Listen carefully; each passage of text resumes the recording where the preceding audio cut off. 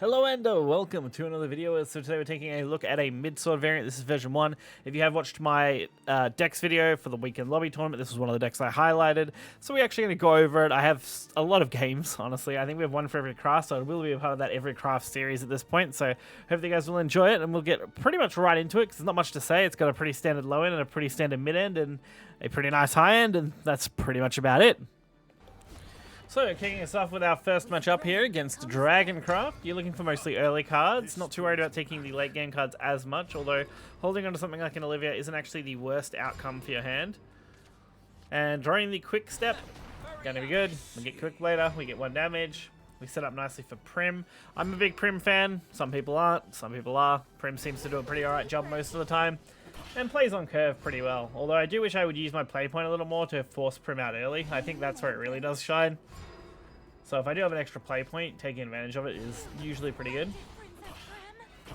But Prim's just kind of nice, because if they don't do anything on like turn 3, you can kind of just drop that ward body, even without having to waste your Rose or your Silent or your Hounds, which I really enjoy. So now finding a way around this is a little bit more of a pain, but we can pretty much just monopolize damage here. I mean, 7 damage to the face is a lot.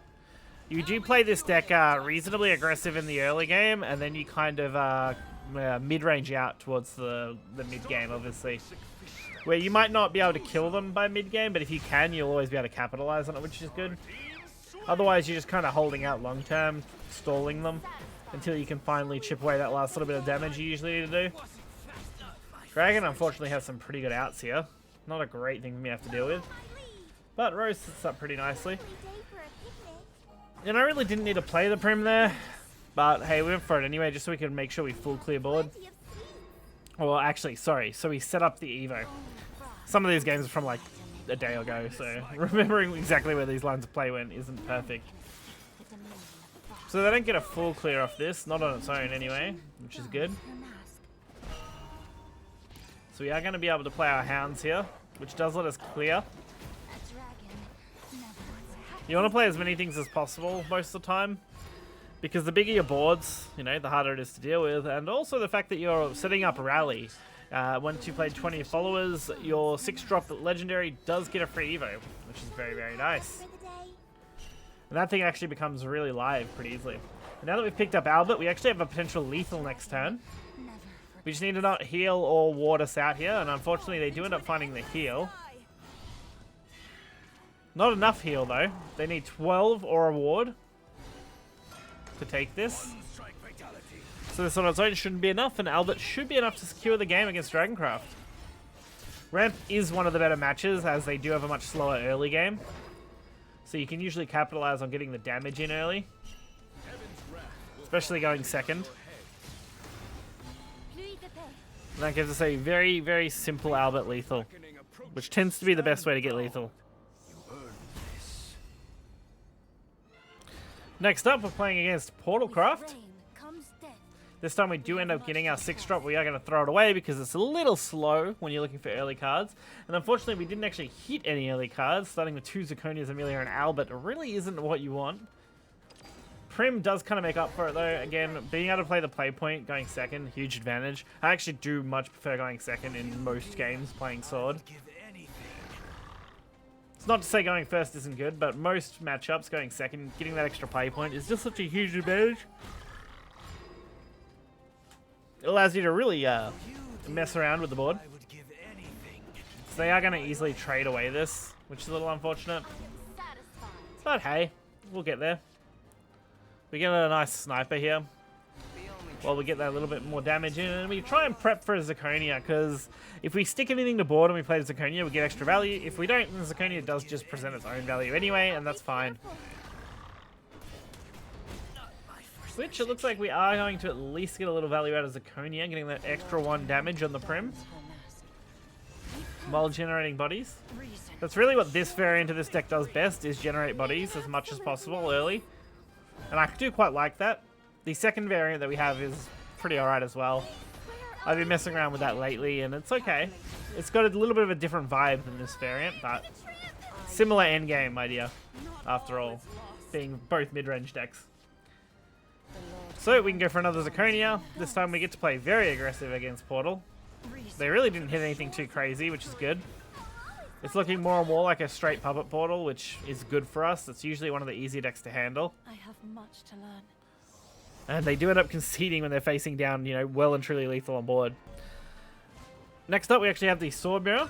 A lot of these games were taken from Ruby and Sapphire, as I did climb from Ruby to Sapphire with this deck, With rain comes death.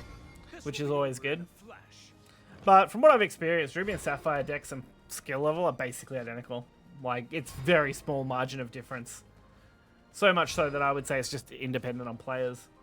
Diamond, on the other hand, is another category altogether. Diamond players are usually pretty insane. You can't capitalize on their misplays like nearly as much because they don't make them anywhere near as much.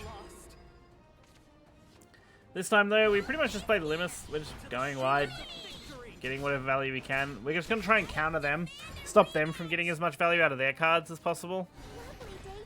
Prim getting played here is actually pretty okay for us, especially since they use their play point to bring out the 2-drop. Unfortunately, we don't have a follow-up, as we did dead draw that and just have nothing. A little brutal. Actually, looking at this, we're not in a very good spot. Winning this match becomes a lot harder now. We need a really nice pickup here off the draw. Prim just isn't really it on its own. I mean, it gets us something, but it's not great. We're basically going to be trading away the 3 damage, so we take a little bit less damage. And the ward does at least have Bane, so whatever does have to hit it does die. Looks like they're going to use their Evo to deal with it, which is good for us. But we have taken a lot of damage here, so not in a great position, but at least we can drop our 6-drop. We are going to have to force evolve it. We're not going to get the advantage of using its own Evo effect here, but that's fine. I think this is more than enough. And I decided to go wide instead of go high, basically. Instead of like getting the value on my 6/6, I decided to leave up as many things as possible so that we have more options to play around. And so they have to deal with more things, especially as sword.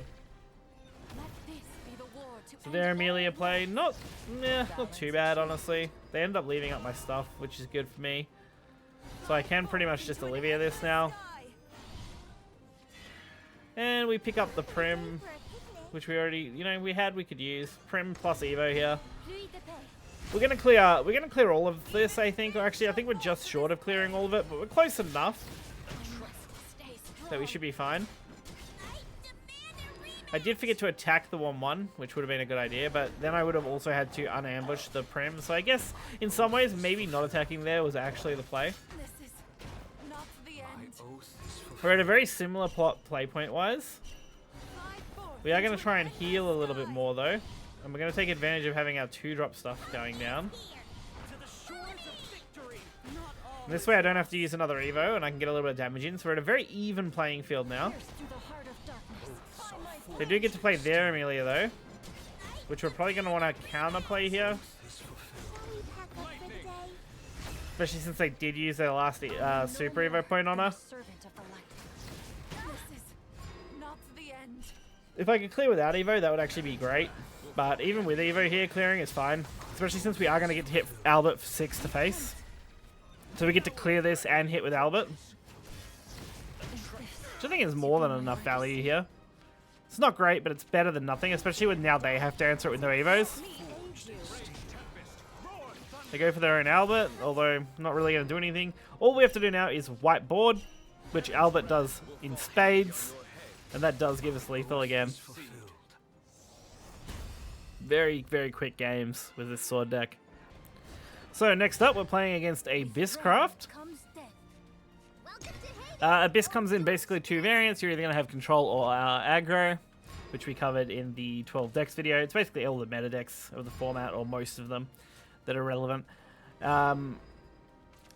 Honestly, it's not too hard to deal with, typically. Control can be a little annoying. Some of the control games get really dragged out when you're playing Sword, because you do a pretty decent job yourself of control and swarming, and they do a really good job of control and swarming. So you're really just trading a lot while trying to, be the last person to get damage in. Fortunately here, it's looking pretty promising for our early game, although seeing that come down isn't great. So we kind of just want to be able to go wide here. Unfortunately, not really having anything to go wide with is kind of disappointing. So I end up just throwing Zirconia to board, saying, hey, deal with my Zirconia now. which I mean, they did. They did deal with my Zirconia. A little sad, but hey, it'll work out. We can force this Albert out, get an extra 5 damage to face, get us just that little bit closer to a potential lethal with our other Albert. Since we probably won't see too much healing come out of this deck. So it's really just a matter of buying time. And this is a pretty decent answer. It did force them to waste both cards there though. So I decided to go for Hound. Probably not the best play in the world. But hey, it gets us some value and we get to remove most of what they have, which I'm pretty happy with. Unfortunately, coming down with Sharon, that means they get to go white again. Or Sharon. What a pain. So now I have to deal with this on top of everything else. So I end up just going Rose. We have Lionheart. Lionheart at least does get us somewhere here. We take out 3 out of 4, which isn't a bad option. Actually, we get a little bit more than that using Maid here, actually. We actually get to take out everything. I forgot we had enough play points for Maid. So the Maid play actually gets us there. And then they end up just countering me. This is what you mean by control. They really do just hard counter you quite a bit. So we're just trying to buy time. We need 1 more damage. So sending a Super Evo here is actually the play. Because that gets them to 12, which puts them within Albert lethal range. And it's another big thing that they have to answer. So this board is very much something they have to just kind of play around and answer. Serb, though, is a pretty fucking good answer to this board, as it does basically allow them to full clear here while getting damage and healing in. Definitely not what I wanted to have to face right now.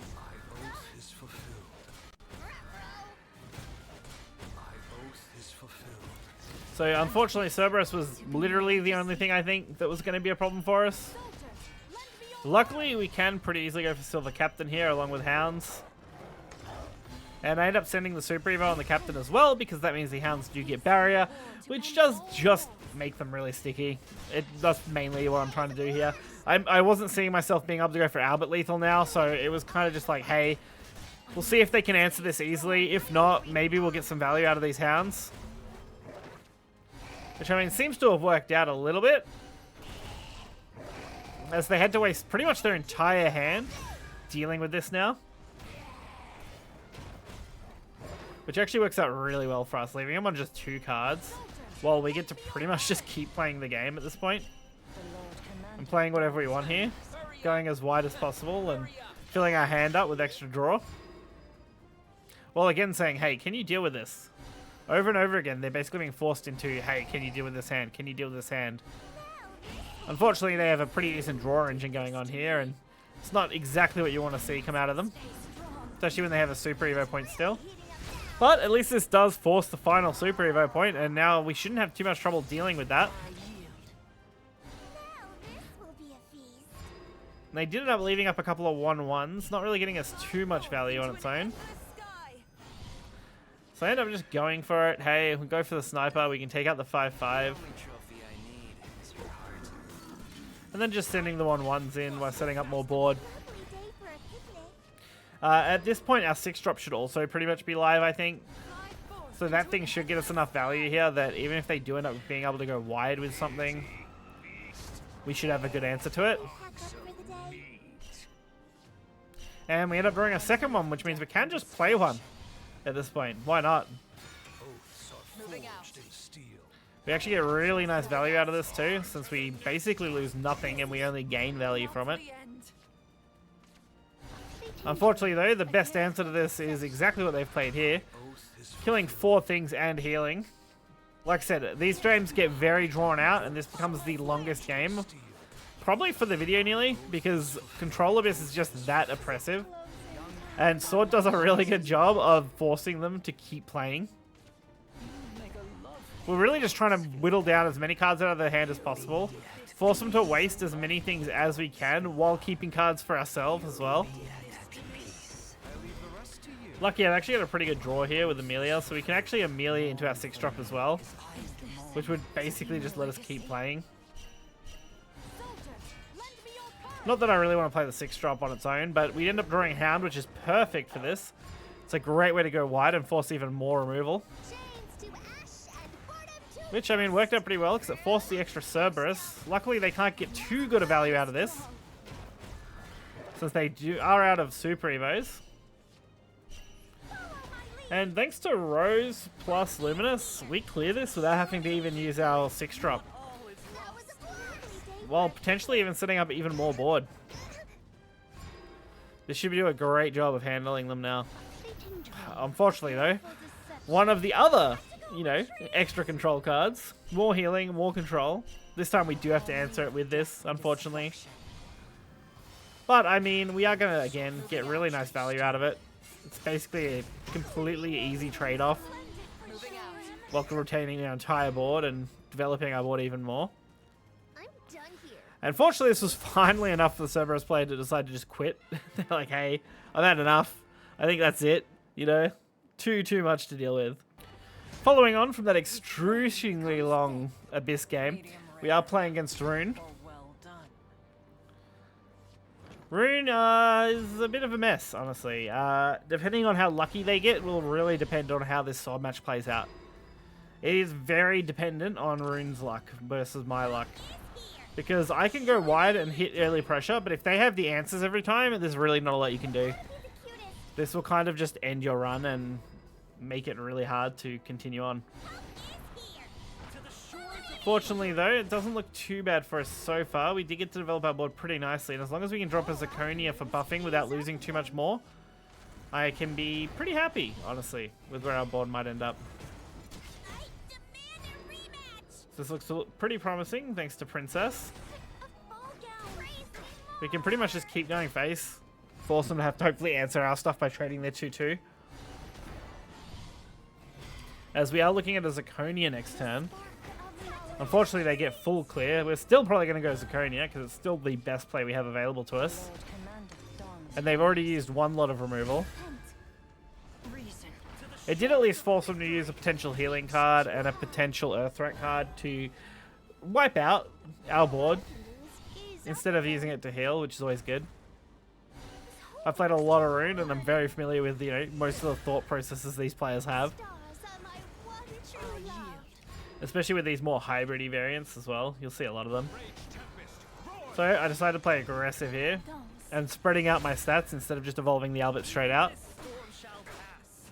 Knowing what they could potentially do coming into the next turn, I wanted to make sure my board was wide enough that no matter what they do, it wasn't really a threat. And thankfully, this should work out pretty nicely. So all we really need to do here is play Hounds and win the game, basically. Hopefully. We do have to clear this, and I don't think we quite get there, right? I think we are 1 damage short from lethal. Actually, sorry, my mistake. I forgot the Quick Blader. Extra play point Quick Blader does win us the game. I believe even when I played this match, I initially forgot that and remembered right at the end, which is why it's the last thing that gets played to board. Quick Blader was really showing its merit in that previous game, honestly. Coming up really nice. So next up we have Havencraft. Havencraft, not too bad to deal with, honestly. It's definitely one of the worst matchups. But Havencraft really struggles if you can put enough pressure down early before they can really do anything. It's another one of those kind of decks where they kind of fall flat when they can't be aggressive themselves. So we get to be pretty aggressive. They do get at least 1 or 2 cards here that does pretty well for them. And the real problem for us is water.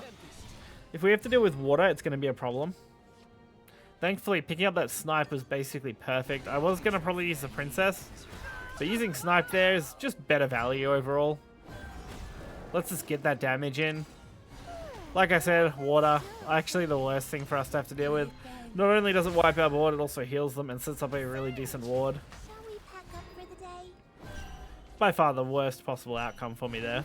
Luckily, Maid plus Rose doesn't, like, on its own without an Evo, doesn't answer it, but it answers it enough that I'm not really concerned.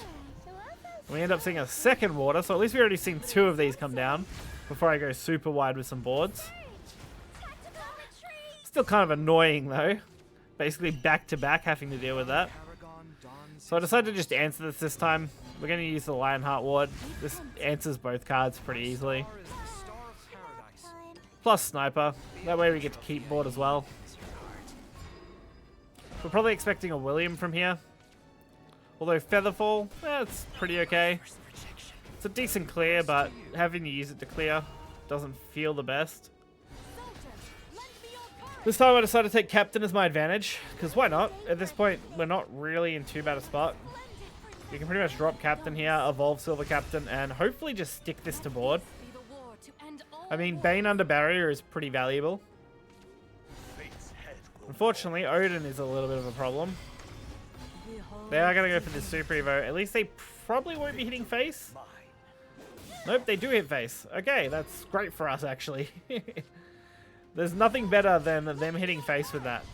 Because now we just get damage. As much damage as we want. And we end up drawing a sniper too. Which is great. So we should basically be out of lethal range here. For the most part. 9 health on what? 9 play points? I think it should be pretty hard for Haven to potentially kill me. Unfortunately, this water play isn't great for us. But it should be enough that we don't really have to worry about it, as we can just Albert this. Although, actually, now that I think about it, Albert's also not the right play, because water, unfortunately, thanks to the Grimnir ability, did full clear us. So I do just need a clear. And unfortunately, these wards just make it impossible to Albert. At least we are forcing things like Jean out without having to worry about it. But it's becoming more and more of a problem as we continue on here. So I'm just trying to stick some stuff that can kind of answer what they play next, so that when I do drop Albert, it's really not a big deal. And unfortunately, having to deal with this again on repeat is just irritating. The only real advantage here is at least Albert now does have lethal. It only took 3 turns past the lethal turn. Thanks to the fact that they finally didn't play a ward or heal. Getting us a pretty nice lethal in the end. And last but not least, Forestcraft. Forestcraft is a deck where you are just looking for all your early cards as fast as possible, because you really want to deal with those 1-drop followers. You don't want to have to deal with fairies too much, so getting all your early stuff would be great. Fortunately, we drew none of it, so that's how this match starts. We drew absolutely no early drops, which is kind of awful, so I'm forced to play Lionheart on turn 2, just so we have something on board. I'd also unlocked the new leader at this point, which is great. This fortunately was taken from the same day where I'd swapped the leader over. So now I've got a pretty sick Knight leader. So at least we have something now. Luminous, Roses, they're kind of good. I'm going to kind of eat some of their cards here. Unfortunately, they don't give me too many plays, but at least the ambushes are kind of being eaten. So we can basically just drop Albert now. Why not? I'm just going to go for damage. I'm going to take advantage of that as much as possible. Also, a 5/7 is just not that easy to deal with typically. It's going to force something out, which in this case is Glade here. Glade is basically their only really good forest answer. There is a couple other ways to go about it, but that's definitely a 1-card answer that they wanted to see. So they're just going for draw here, getting as much as they can, committing to board. Doing some more damage, get them within that Albert lethal range, just so we can like, kind of threaten them, considering that we are going to probably be drawing off Amelia next turn. Since we can pretty much drop Amelia and Super Evolve next turn with some other stuff on board. Also, Gunslinger Maid is really good against Forest typically. Unfortunately, this isn't the best scenario for it, but hey, should do the job pretty well here.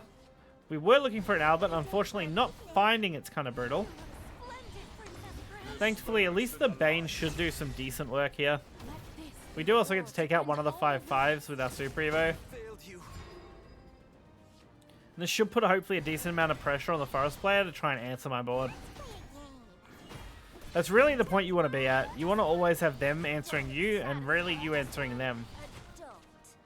Because the more they have to commit to you, the less they have for Roach combo. Unfortunately, looping this May is kind of brutal. And they do get a good amount of damage in, so we're really hoping that we can at least live this next turn. Unfortunately, thanks to my own barrier, I wasn't able to sack the Prim. So I end up just committing this Amelia. I say screw it. We're going to go all in here. We're going to hope to God they can't roach combo me down and finish me. But they have burned through pretty much all their May plays and a lot of their return plays. So it shouldn't have been an easy time for them to find a good roach play here. Not unless they had multiple fairies in roach already in hand prepped. Thankfully, this should be more than enough to handle this.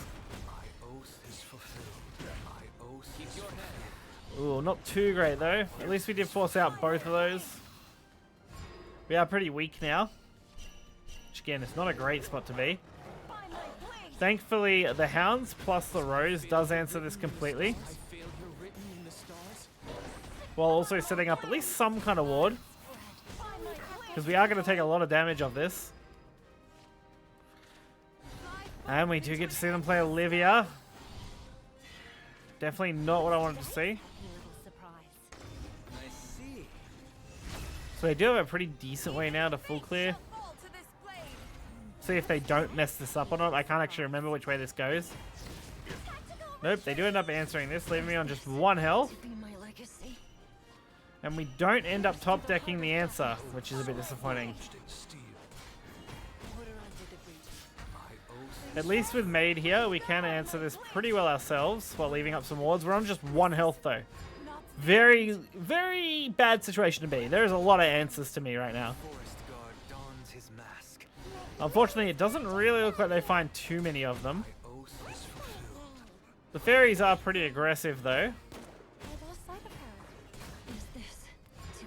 The 1 health really does stress me out when it's the only thing I have left. And I can't put up any wards from here. So all I can really do is just hope to God that this sticks and they don't have a roach or anything. Roach or Arya would pretty much be the end of me, I think. And thankfully, they do end up conceding, which does lead me to believe they didn't have either of those and weren't able to answer my board. So overall, this deck did pretty well for me. It got me through a lot of the Ruby grind into Sapphire and stuck me in Sapphire for a decent period. Enough so that I gained about 5,000 master points just playing this deck the last day or so, on and off, which is pretty good. So I can definitely recommend it if you want to check it out. The version 2 is also really solid. If you want to check that out, you can go to the 12 deck video guide. Hopefully you guys enjoyed this video, and until next time, I'll see you then.